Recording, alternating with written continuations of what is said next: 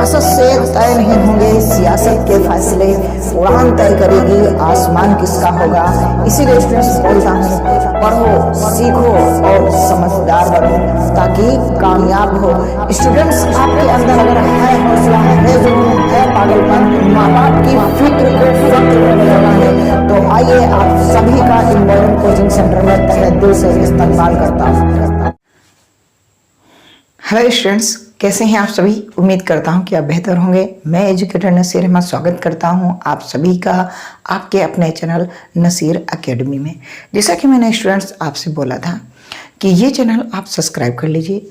GK के question और current में हाल फिलहाल में क्या हो रहा है दुनिया में, उसकी बेसिक जानकारी आपको मैं देता रहूँगा। साथ में उसके बारे में संविधान में क्या कहा गया, हमारे भारतीय संविधान में क्या कहा गया है, उसकी बातें हम करेंगे।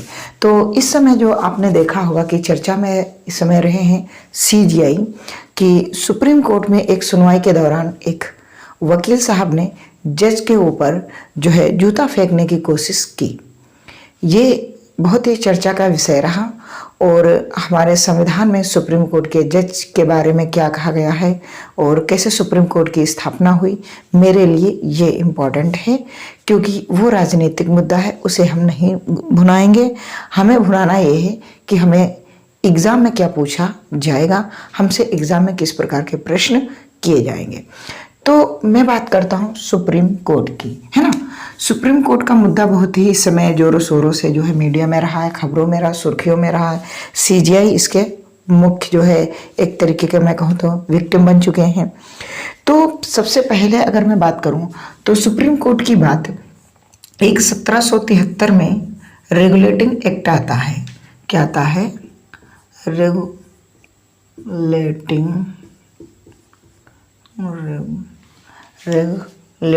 एक्ट, है ना। रेगुलेटिंग एक्ट, है ना।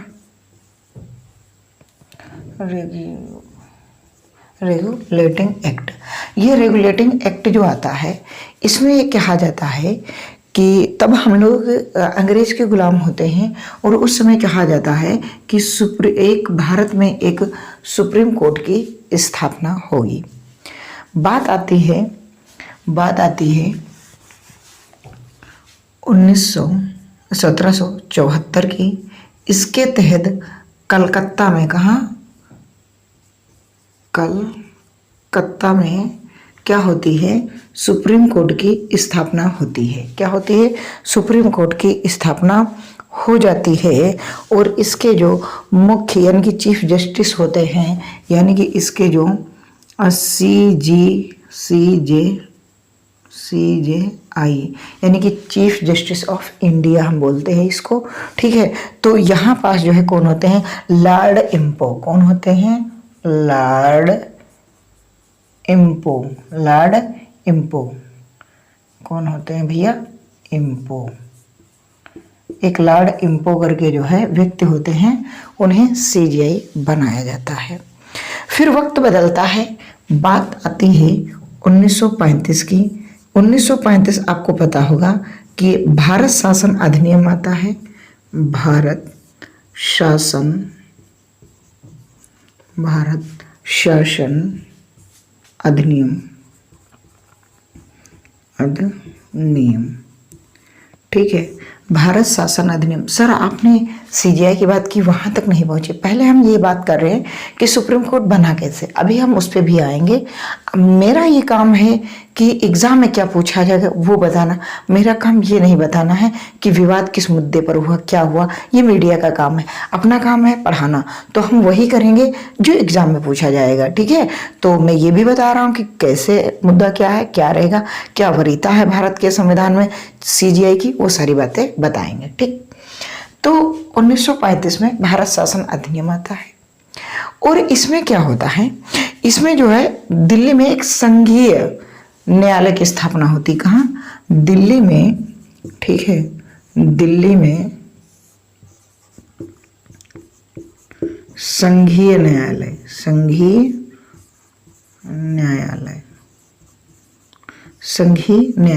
मतलब फेडरल जुडिशरी, है ना। क्या फेडरल, है ना। तो फेडरल करके जो है ये जो है आता है फेडरल, ठीक है, फेडरल करके स्थापना होती है। और इस फेडरल का जो है, जो स्थापना होती है वो जो है, ये आपका जो संघीय न्यायालय होता है, इसके खिलाफ आप इसके अगर जजमेंट से आप जो है सेटिस्फाई नहीं होते हैं तो आप क्या कर सकते हैं कि आप लंदन जा सकते हैं। कहाँ जा सकते हैं? लंदन। लंदन में प्रीवी काउंसिल, कौन सी? प्रीवी काउंसिल में जा सकते हैं। काउंसिल में, प्रीवी काउंसिल में आप अपना केस लड़ सकते थे जाकर के। एक तरीके का मैं कहूँ तो ये हम गरीबों के लिए तो सुप्रीम कोर्ट था, लेकिन ये अमीरों के लिए नहीं था, क्योंकि वो लोग इसके खिलाफ कहाँ पहुंच जाते? लंदन में, है ना। यानी कि अगर मैं कहूँ कि अंग्रेजों का टाइम पीरियड था जब अंग्रेजों को कुछ बड़ा जजमेंट देना होता था, तो वो ये फेडरल से नहीं देते। आप कहाँ से वो देते? वो प्रीवी काउंसिल से जो है अपना जजमेंट सुनाते थे, जो भी बड़े जजमेंट हुआ करते थे। ठीक है, तो ऐसे ऐसे हमारे सुप्रीम कोर्ट की स्थापना। लेकिन जो वर्तमान में सुप्रीम कोर्ट है, हम बात उसकी करेंगे, प्रेजेंट टाइम की, है ना, वर्तमान सुप्रीम कोर्ट की। आपको मैं धीरे धीरे नॉलेज दे रहा हूं, लेकिन ये जो नॉलेज है वो बहुत ही इंपॉर्टेंट है। क्या है? वर्तमान, वर्तमान सुप्रीम कोर्ट, है ना, यानी कि उच्चतम न्यायालय या सर्वोच्च न्यायालय के नाम से हम जानते हैं। तो वर्तमान में जो हमारा सुप्रीम कोर्ट है, ये आया था अपने अस्तित्व में 28 जनवरी 1950 को। कब आया था? 28 जनवरी 1950 को ये अस्तित्व में आया था। ठीक है, और इसके जो है, जो CJI होते हैं, यानी कि चीफ जस्टिस ऑफ इंडिया, यानी कि सुप्रीम कोर्ट के मुख्य न्यायाधीश, यानी कि हम कह सकते हैं सर्वोच्च न्यायालय के न्यायाधीश, तो वो जो होते हैं वो होते हैं हरिलाल जे कानिया।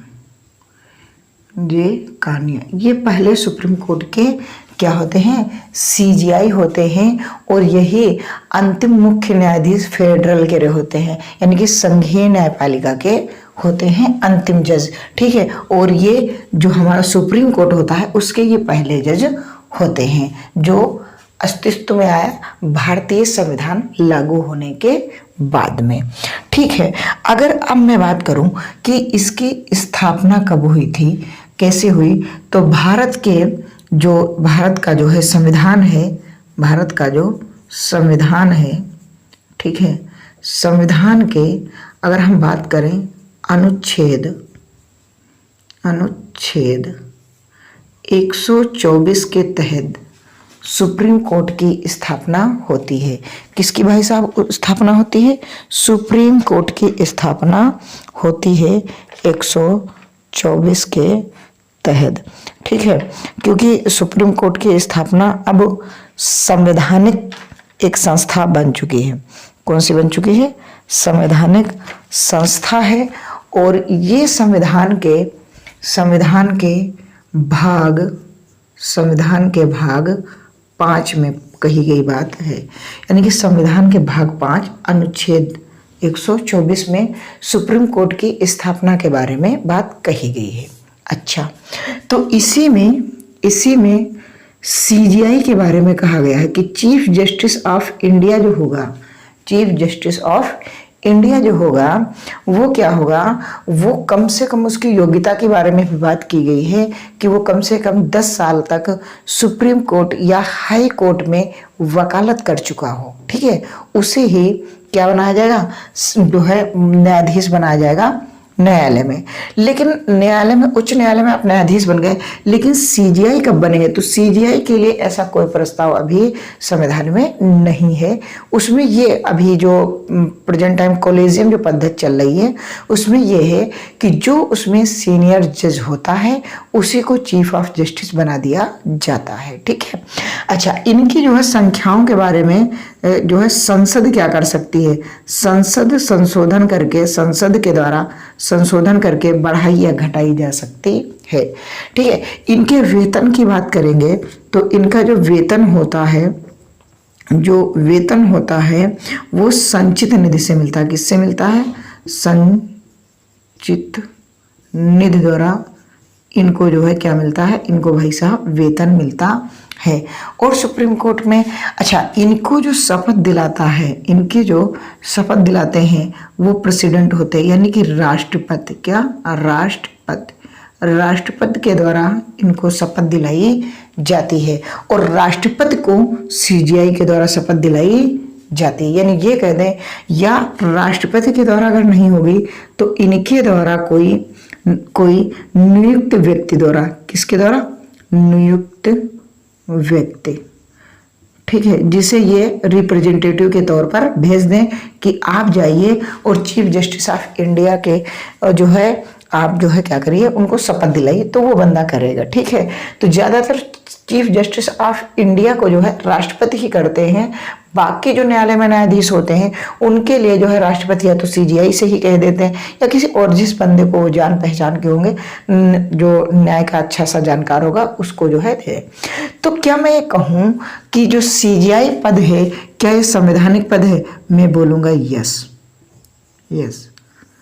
जो भारत का मुख्य न्यायाधीश का पद है वो संवैधानिक पद है।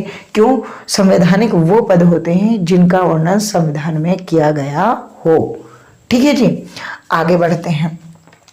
आगे इसके बाद में हम बात करते हैं कि जो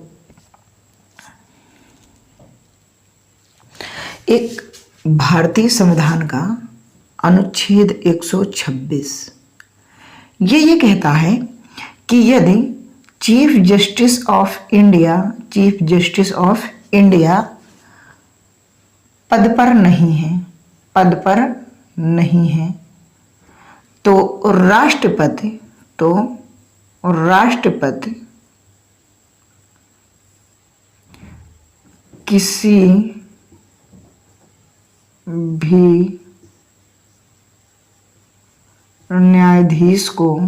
भी न्यायाधीश को कार्यवाहक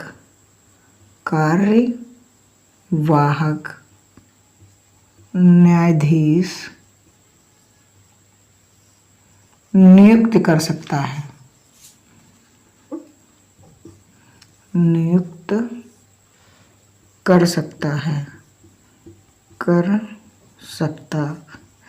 अच्छा, ये सारी बातें हैं संविधान के भाग 5 में। यानी कि किसी कारणवश सीजीआई अपने पद से इस्तीफा दे देते हैं, या तत्कालीन सीजीआई का देहांत हो जाता है, उस दरमियान में, उस टाइम पीरियड में क्या किया जाएगा कि जो राष्ट्रपति होंगे वो सीजीआई के तौर पर जो सुप्रीम कोर्ट में जो भी जज होंगे उनमें किसी को भी न्यायाधीश को क्या किया जाएगा? मुख्य न्यायाधीश इलेक्ट कर दिया जाएगा, यानी कि उनको चुन लिया जाएगा, नियुक्ति कर दी जाएगी। किसके द्वारा? राष्ट्रपति के द्वारा। ये अनुच्छेद 126 में बात कही गई है। किसमें कही गई?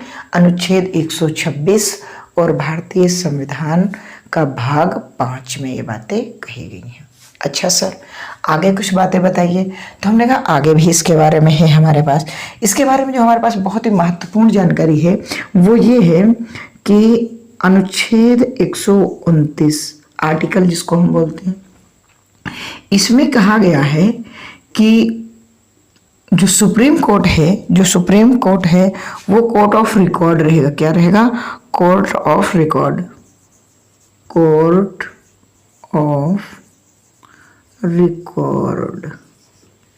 ठीक, कोर्ट्स ऑफ रिकॉर्ड, यानी कि ये नजीर बन जाएगा। क्या बन जाएगा? नजीर। या कह सकते हैं हिंदी में कि सुप्रीम कोर्ट एक अभिलेख न्यायालय है। क्या है? अभिलेख न्यायालय। सर इसका मतलब क्या होता है? और हाईकोर्ट भी अभिलेख न्यायालय होता है। इसका मतलब क्या है? यानी कि कोई ऐसा केस जिसमें सुप्रीम कोर्ट ने फैसला दिया हो, उसका हवाला दे करके निचली अदालतें उसको फैसले को सुना सकती हैं। जैसे फॉर एग्जांपल कोई ए बंदा है, 2025 की हम बात कर रहे हैं, ठीक है। कोई ए बंदा है, उसने क्या किया, किसी से पैसे धोखाधड़ी में ऑनलाइन में क्या किया, उसने चोरी की। क्या है, चोरी की ऑनलाइन। कैसे, ऑनलाइन, है ना। अब क्या हुआ कि इस पे सुप्रीम कोर्ट ने कहा कि भाई साहब इसको सारी सरकार की सुविधाएं खत्म कर दी जानी चाहिए। सरकारी सुविधाएं, सारी सुविधाएं खत्म कर देनी चाहिए और इसे कम से कम 20 साल की सजा होनी चाहिए। सरकारी सुविधाएं समाप्त होने का मतलब क्या, जैसे कि राशन कार्ड ना दिया जाए, है ना, इनको किसी भी सरकारी कोई भी लाभ ना दिया जाए, इनका कोई भी सरकारी नौकरी ना दी जाए, इस तरीके का कोई फैसला मान लिया, सुना दिया। फिर बी कोई बंदा है, यही क्राइम करता है और ये जो है केस चल रहा है, अब मान लिया डिस्ट्रिक्ट कोर्ट में, तो ये जब जज सुनाएगा कि इनको 20 साल की सजा और प्लस इनको सरकारी लाभ से जो है बाध्य किया जाता है, इन पर जो है क्या होता है, इनके ऊपर जो है वर्जित किया जाता है। और इन्होंने हवाला दिया कि ऐसा मैं इसलिए कह रहा हूं क्योंकि ऐसा जो है सुप्रीम कोर्ट का एक फैसला आ चुका है। तो यानी कि उसी का जब हवाला देकर के कोई दूसरा जजमेंट दिया जाता है तो हम कह देते हैं कि ये क्या होगा, ये एक नज़ीर होगा, यानी कि अभिलेख न्यायालय होगा। अच्छा, और सुप्रीम कोर्ट के बारे में एक और कहा जाता है जो बाबा भीमराव अंबेडकर का बहुत ही पसंदीदा आर्टिकल है, संविधान के भाग 3 का है, संविधान का भाग 3 अनुच्छेद 32, इसके द्वारा सुप्रीम कोर्ट क्या करता है, रिट जारी करता है। कितने प्रकार की जारी करता है, 5 प्रकार की रिट जारी करता है। यही आर्टिकल है हमारे संवैधानिक उपचारों का अधिकार। क्या है, संवैधानिक